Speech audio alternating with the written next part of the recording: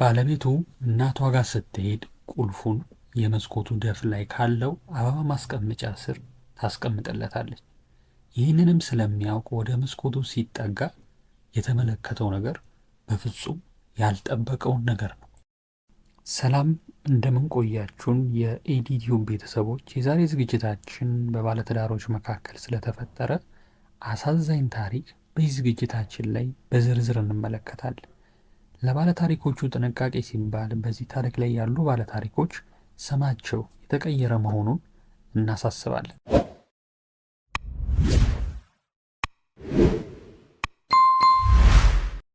ብዙዎች እነሱን መሆን ይመኛሉ።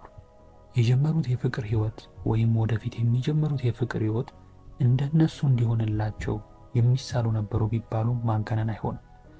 ለፍቅራቸው ሲሉ ከቤተሰብ፣ ከጓደኛ፣ ከማህበረሰብ በተቃራኒ ቆሞ ለዓለም ጀርባቸውን አዙረዋል። በብዙ ተንከራተውና ለፍተው የጀመሩት ህይወት ወደ ተሻለ ለማድረስ በግልም ሆነ በጋራ ብዙ ለፍተዋል። የዛሬ ባለታሪኮቻችን መኮንንና ሰላም ናቸው። ትውልድና እድገታቸው በአዲስ አበባ ነው። በትምህርት ህይወታቸው ሁለቱም ስላልገፉ ከትውውቃቸው ጊዜ በፊት ሁለቱም በጉልበታቸው ስራ እየሰሩ ራሳቸውንና ቤተሰባቸውን ይረዱ ነበር። መኮንንና ሰላም የተዋወቁት እሱ ይሰራበት በነበረው ገራጅ አካባቢ በምሳ ሰዓት ይመገብበት የነበረ አነስተኛ ምግብ ቤት ውስጥ ሰላም በመስተንግዶ በምትሰራበት ወቅት የነበራቸው ተግባቦት እያደገ መጥቶ ስልክ መደዋወል ደረጃ ይደርሳሉ። በዚህም እየተገናኙ ለሁለቱም የረፍት ቀን በሆነው እሁድ በትንሹ የጀመሩት ትውውቅ ቀስ በቀስ ወደ ፍቅር ይቀየራል። መኮንን ፍቅር ለመግለጽ የሚቸገር አይነት ሰው ነው። በቃላት ለሱ ያለውን ፍቅር አይገልጽላትም ነበር። በመጀመሪያ ወቅት መተፋፈር መስሏት ይሻሻል ብላ ብትጠይቅም ዓመት 2 ዓመት የተቀየረ ነገር የለም። በዚህም በውስጧ ቅሬታ ቢኖራትም ነገሩን ከመግለጽ ይልቅ በውስጧ ይዛ ቆይታለች። የመኮንንና የሰላም የፍቅር ህይወት ወደ ትዳር ለመቀየር ተነጋግረው ለቤተሰብ ሽማግሌ ይላካል።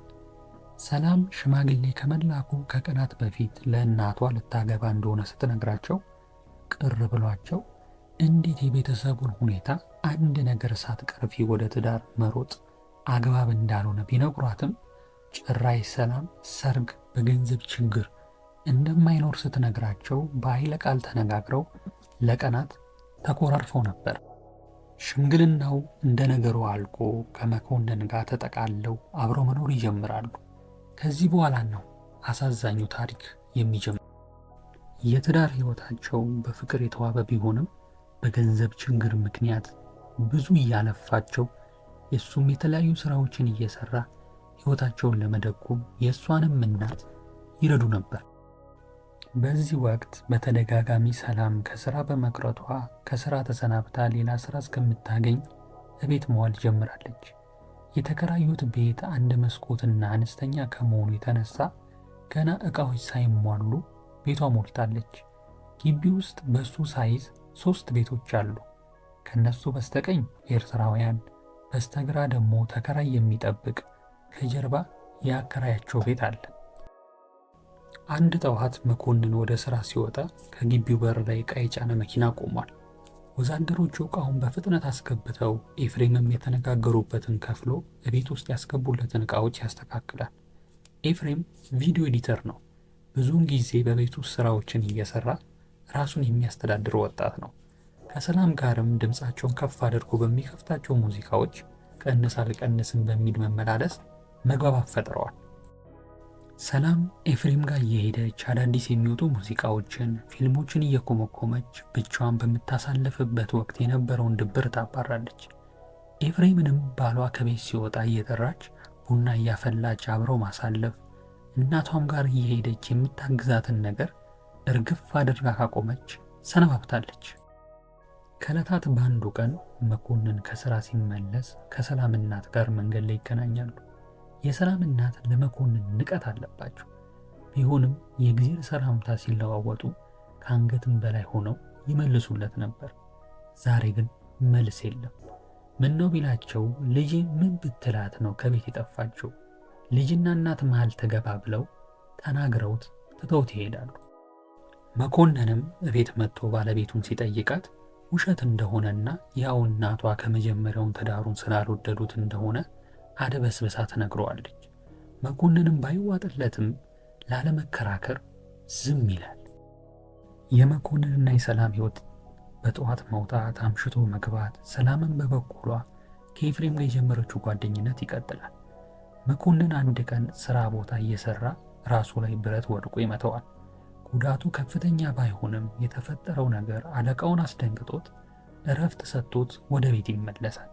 ቤት ሲመጣ በሩ ተዘግቷል።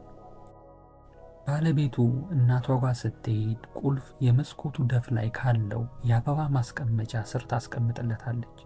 ይህንንም ስለሚያውቅ ወደ መስኮቱ ሲጠጋ ሰላምና ኤፍሬም በገዛ አልጋቸው ላይ መርፌና ክር ሆኖ ሲመለከት የሚይዘው የሚጨብጠው አጥቶ ክው ብሎ ደርቆ ይቀራል።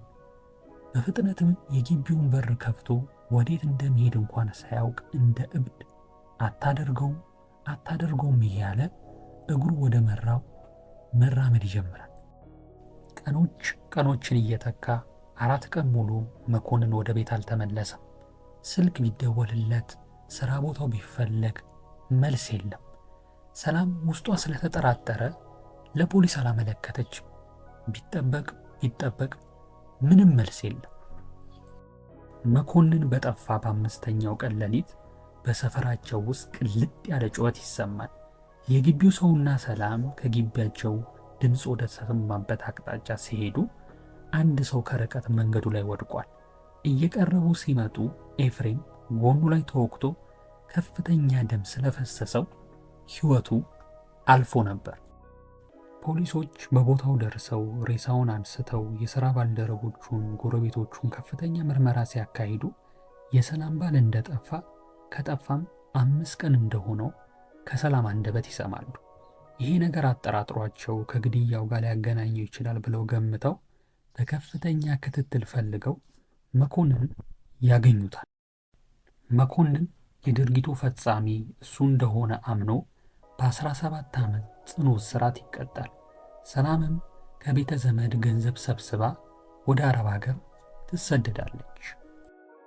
እንዳንጠፋፋና እንዳንተላለፍ ሰብስክራይብ አድርጉን። ሳምንት በሌላ ፕሮግራም እስከምንገናኝ ሰላም ቆዩ።